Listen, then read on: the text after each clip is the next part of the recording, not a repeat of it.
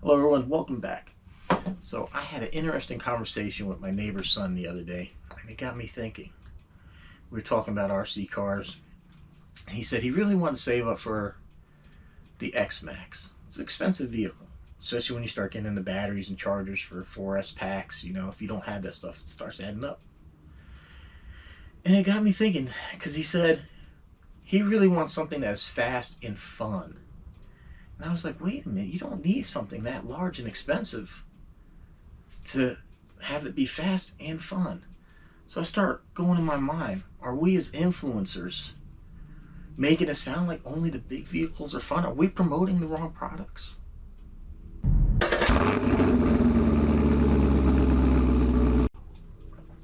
It's the good stuff, gotta have it. You can also get your merch, got some new merch. A good friend, Tug Hill RC, mentioned to me that, hey, there was a lack of colors on the Teespring store, and yeah, I hadn't updated in a long time, and some products weren't available because my price was less than what their cost is, and I guess other items dropped off. So I revamped the store, so go check it out.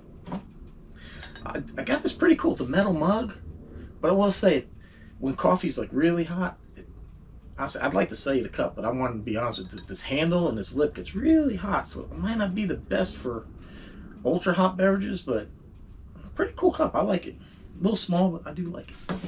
But anyhow, so back in the 80s when I got into RC, and this is actually the car that started it all for me. My first hobby grade car, a Tamiya Frog, really popular back in the days. This was like, I think maybe the third level up, because then you had like the Hornet and the Grasshopper, which were a little less expensive. But this got me into the hobby, but it also kind of got me into a mindset that I'm at today. That when I had this car, it did break quite a few parts. The axles in the back would strip out. The chassis, like where the shocks come in, these A-arms in the back, or I don't even know what you call them, these trailing arms in the back, these little things and stuff, would just wear out. And I mean, I still have. Matter of fact, all these are from the 80s when I was a kid. All extra Tamiya parts to keep them running. I have 3. Actually, here even recently I had to add another one because I had the Clodbuster and I also had the Hot Shot from when I was a kid. Well, the Hot Shot was actually a re-release, so I still have the Clodbuster and this are original 80s vehicles. Not fast, not overly impressive, but you know, it was fun. You got to build them, they were models, you put them together, but I kind of got in this mindset that the RC cars are cheap. They kind of break and you need parts. I get back into the hobby and I watch people like Kevin Tolbert and other people that are jumping these cars and they're breaking this, that, and the next thing. And then they sell you on, you need a bigger ESC to make it work, a bigger motor, different tires, you need these type of bearings because these are going to break, and you need aluminum body parts and all that stuff. And it got me thinking, the paranoia that kind of set in with me. Are we promoting that to the youth that are trying to get into the hobby? Because you know, it's a fun hobby. Instead of having kids inside playing video games, like my neighbor sees me outside running my RC cars, get them into something fun. Get them into airplanes. Get them into the cars. Now, that's what we want to do, is pass the torch. But are we promoting the hobby in a way that it seems like only the biggest, baddest, the most expensive RCs are the only ones that are fun? And I think we are. Now, granted, I know not every channel is the same. You have review channels that will review just about anything, any size. It doesn't matter. You know, I'm not saying they review junk, but they review anything. You know, just, I don't want to make it sound like anything, but I'm having a hard way of putting it. But you know, they'll do anything from like an X-Max to like the little Granite Grom or something, like a 99 from Traxxas or Arm or something like that. It's kind of what I'm getting at. They're not doing Walmart cars, okay? So you have that, and then you have kind of like channels like mine where, you know, we pay for the stuff, we get what we can afford, we go out there and run it and have fun. And then you have like the extreme bash channels that set up these ramps and launch these things 20 feet in the air, and every episode is carnage, broken parts. And I know that's exciting for probably the youth to watch. But then you get in the mindset. I got in the mindset. I was watching people like Tolbert go over there because he had a huge channel, and I figured he knew what he was talking about. And all these things were breaking, and they got me into paranoia. I mean, look what I got. Look at all these parts. These are like X-Max, Sledge, and Rustler parts. I got extra tires. I've calmed down recently, but I got a few parts for the Pro Moto, some for the Arma. I got some parts for the planes and stuff like that. So I've calmed down, but in the beginning, yeah, I was paranoid about stuff breaking. So here I was ordering a car, ordering parts, and I was so worried. And you know what? At the end of the day, I really haven't broken a whole lot. Really haven't. A pin on the Sledge broke in the back.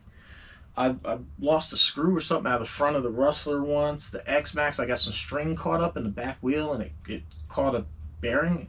So I had to replace the bearing. And then I had a leaky shock. I broke a bumper mount and bent an axle on the XRT. Or not the XRT, the Outcast. I mean, the XRT I got used. I rebuilt it, so I put some parts in, but it wasn't anything that like was broke during use. But that being said, you know, you're watching these videos, things are breaking, and then you're telling everybody you need a bigger ESC, bigger motor, different transmitters, maybe. Different battery packs, because you know nobody wants to use a smart battery. You see, you start getting, or basically like they're called influencers for a reason, influencing people to go out and get this expensive stuff. And I think maybe we're just promoting the hobby in such a way that when they see the XRT, the Outcast, the 8S stuff, the X-Max, and everybody thinks that's the way to go. Like my neighbor loves the X-Max, and then when he said that he wanted something fast and fun, it just kind of hit like, I was like, no, man, you know, I got smaller cars that are fun. And they're less expensive and easier to get into the market.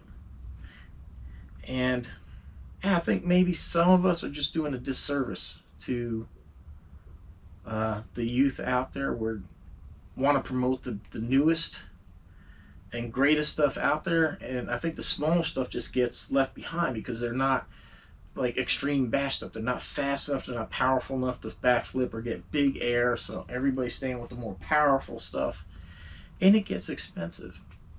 So it just kind of got to me like, this kid wants to save up his money for the biggest, best thing out there. And so by the time you end up with 2 4S packs, a charger that can handle 4S, like for me, I was like $1,400-$1,500 out the door for the X-Max.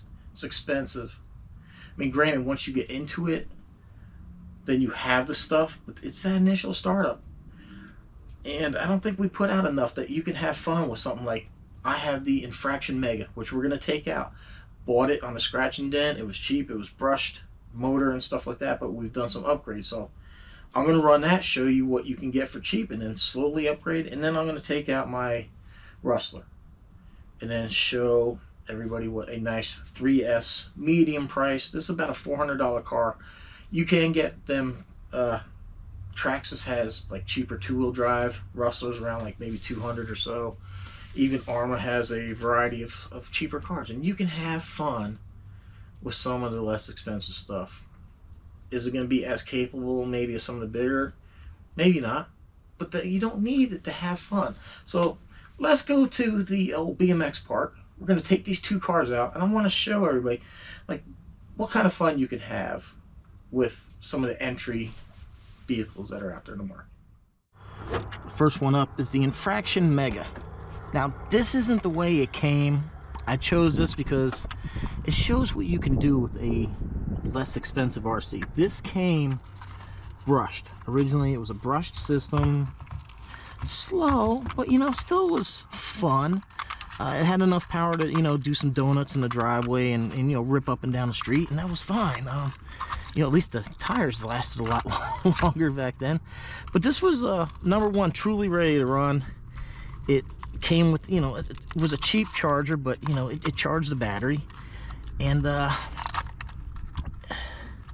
it came with a battery, so it was truly ready to go. And if you watch like Tower Hobbies, like what I got this one on, it was a scratch and dent, and there was nothing wrong with it, absolutely nothing. So as time went on, I progressed. I went ahead and, like, through a place called Jenny's RC on YouTube, they buy cars, strip them down, sell the parts. I bought the motor and the ESC from the Infraction that they sell, that's a 3S.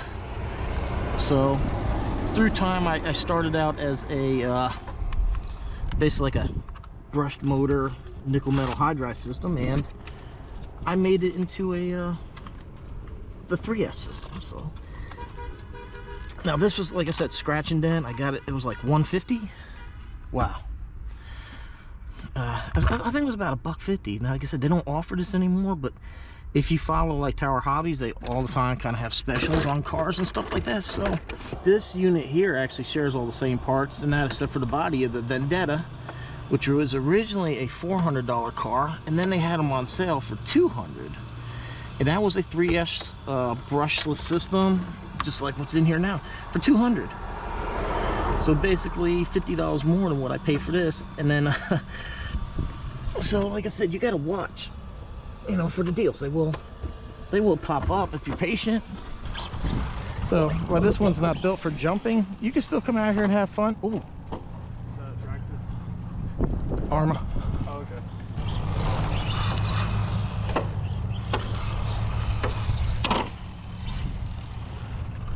So as you can see, it's capable of doing little jumps. But one reason I always try to push maybe like a Traxxas or Arma, or like the hobby grade type stuff, because, you know, if stuff breaks, you can easily get parts for them. Where, you know, if you get a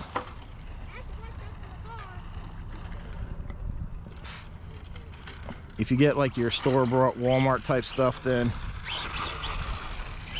you can't fix them. There's no shortage of parts. Now, it doesn't have to be Arma or Traxxas, you know, just as long as you have parts availability, you know, you should be good.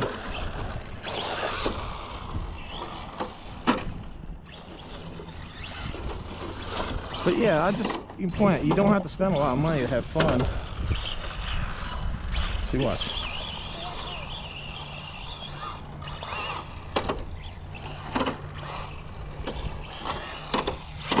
Ooh. This thing does like to jump. Well, it's not really designed for it, but it is handling it.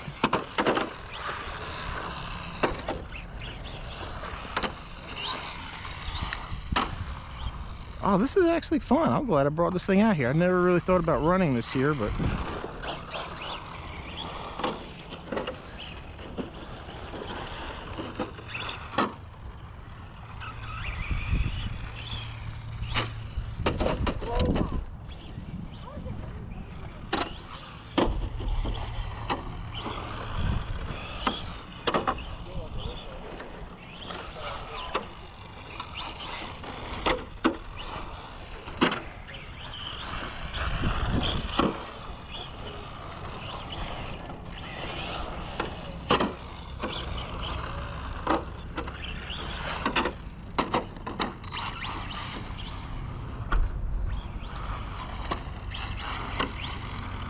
all right, let's go get the rustler, and I'll show you a little combination of dirt jumps and oop. See, that's the thing with like a hobby grader. I mean, you saw the same taking jumps and stuff like that. You know, it's built, you know, if you get, and I don't want to deter anybody, that's not the point of the video. I mean, if all you can get is like you know, something, a Walmart deal, then, you know, that's fine. Just you know, you have to be a little more careful with it. Now the rustler, okay, so this is a little more pricey. This is around like the $400 price range. It's probably not like in the entry level, and then, you know, you got to buy your lithium battery and charger. So these things, you know, they start adding up if you're just getting in to the hobby. Let me see here. Now they do, Traxxas does have, they have cars starting around, I think 200 or so, and you can get other rustlers, like a two-wheel drive one, you know, a little less money, or you know, they have a nicer one, the BLX2 now. This is the VXL, this is the 3S. So, and now they even have one that's about just over 500. That's the Mega. Maybe that's nice. I mean, the only thing I felt like this thing really needed, like you have to have, are these. The shocks are definitely a big help, these GTX shocks, but this little cover here really helps keep the dirt out. So, I just want to show you that, you know, small RCs, they're fast, they're fun. It's not, you know, the X-Max wouldn't have problems ripping through here, but that doesn't mean you can't have fun.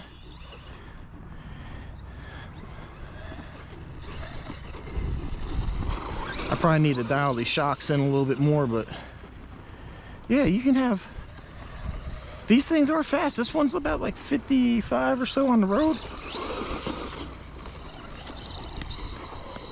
This is four-wheel drive, believe it or not.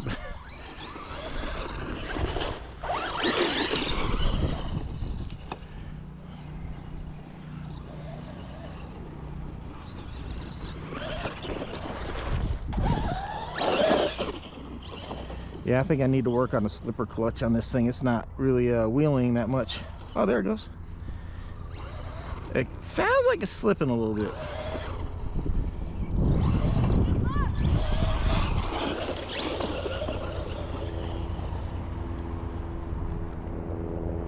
Oh, ooh. See, if you guys have any doubt that these things are fast,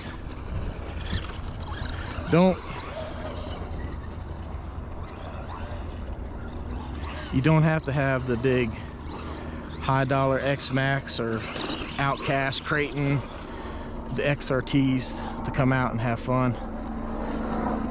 These things are actually, you know, sometimes a little bit more fun. They're more nimble, they're easier to transport.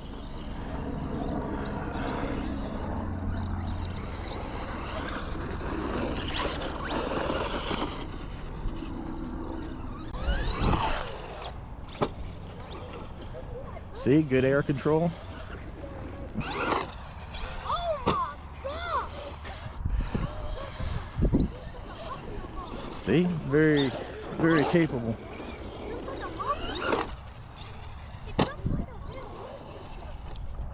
Ah, you hear the kids out there. You hear their excitement on this thing, this little car. And you don't need the biggest things to have fun.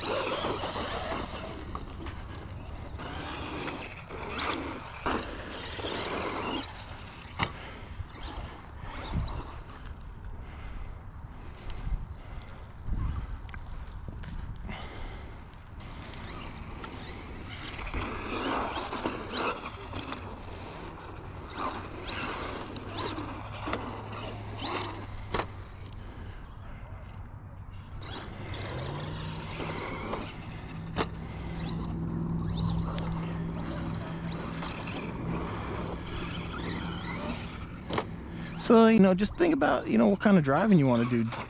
If you just want to be on the street, you know, something like that Infraction's a good car. If you want to do a little dirt, this is a good car as well.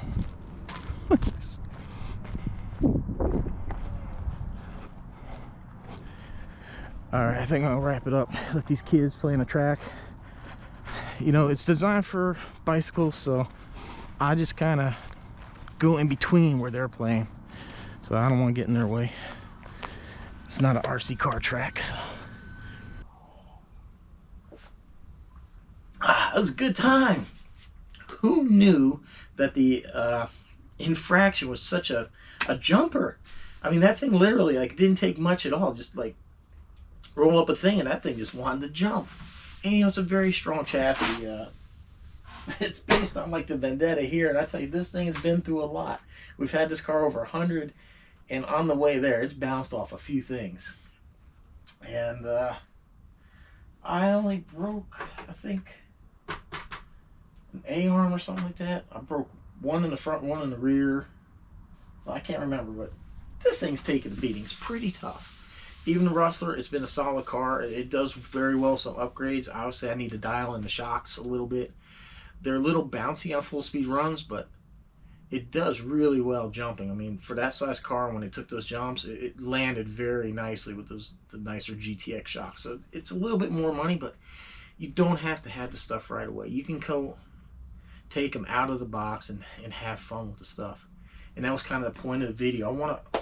I want people to see this and get into the hobby. I don't, it's cool, and I don't want to deter anybody from getting an XRT or an Outcast, something like that's the 8S line. I don't want to deter you from that, but I don't want you to keep yourself out of the hobby so long trying to get there that you maybe never get into it and never get any enjoyment out of it. You heard the kids at the park had a great time watching these things go. So I hope other influencers will follow, will show more of the the less expensive stuff. I know I have a video that went out not that long ago, taking the Rustler out to the park to show everybody what the smaller, more or less expensive is. But this time I just kind of wanted to make the video, the whole point of that video was the less expensive, and show kind of two. A car I got really cheap that I slowly upgraded versus one a little more pricey but was kind of ready to go. And I did a few add-ons. Like I said, they didn't have to have it. It worked just fine the way it was. So please, if you're looking to get in the hobby, yeah, the larger cars are cool, but they take up a lot of space. They're heavy. They're more money. I really like the Big Rock. To me, I think the 6S line is like the sweet spot for speed, power, size. It's got a cool look to it. It's a good size. The 3S packs are a little less money, or you can even get a single 6S pack if you want. It's a good size. The 8S is definitely fun, but for me, I'm kind of like, for my purposes, I'm really liking the 6S stuff. I like that setup. My Sledge, always had a great time with it. This Big Rock, I like them. I think those are kind of like my favorites. The X-Max is totally cool because it's such a beast. It does plow through anything. It takes a beating. But, for a couple $100 less, the 6S is really good, or anything you get into. Just get into the hobby. Have some fun. If you're interested in playing, seriously, try to find maybe a local YouTuber like I found, or a club, because I crashed this thing a few times and I was getting fed up. I was like, oh, flying ain't for me. Now look, now I got a jet, I got another plane, I got this plane, I got 5 planes now. Because I found somebody that took the time to encourage me to stay with it. We use what's called a buddy box. So you have 2 remote controls that control the plane. You have the instructor, the student, and if I do something stupid, he's there, eyes on the plane, hands on the remote, and we've worked together to get myself up and flying to where I'm pretty good at getting these things up on my own. We're working on the jet. It's fast. It's a totally new experience, and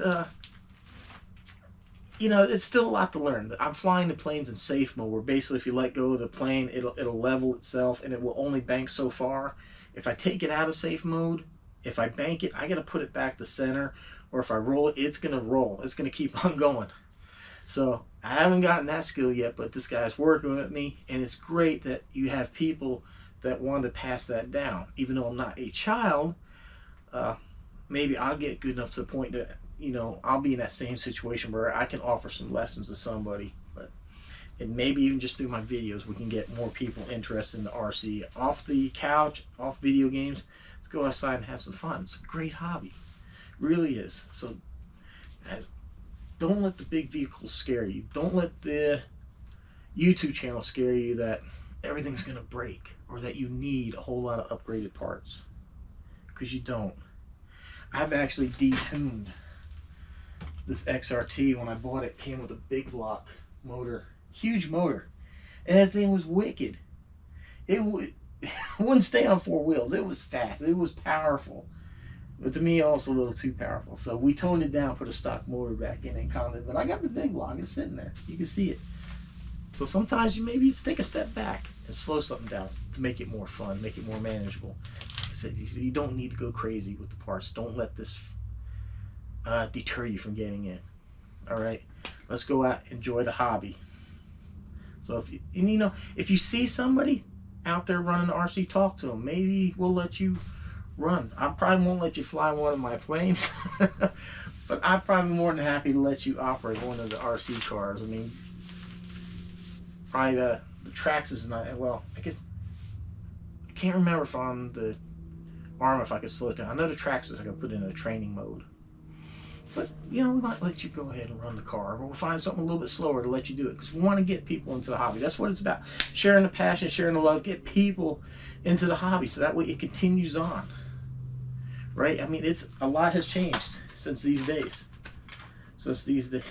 A lot.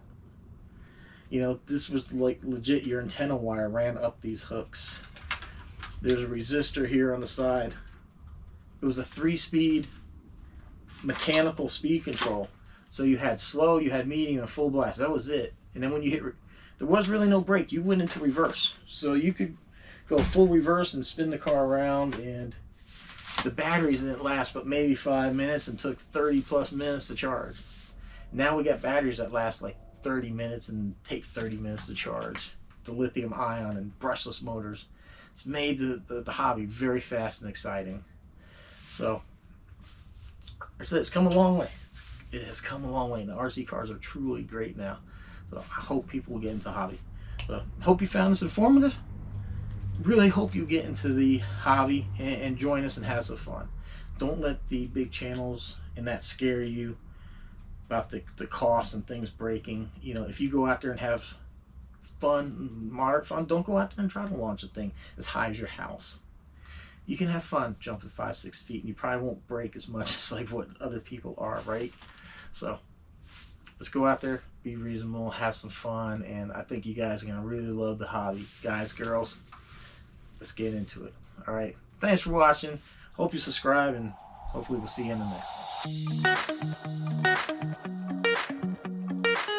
one.